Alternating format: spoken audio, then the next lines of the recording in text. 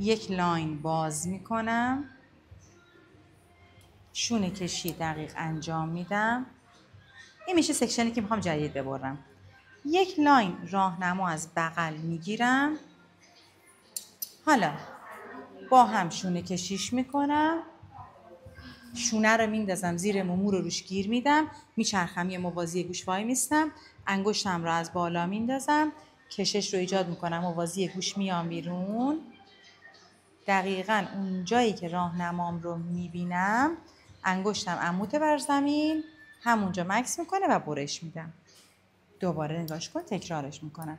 این قسمت بالا رو که رد میکنیم، موازی گوش، مو روی سطح دستمه، ببین روی دستمه، برش. خب ببین اینم شد نتیجه برش شکل مربع، تکنیک لگه. دوستش داری؟ نگاش کن چقدر خوشگل باید.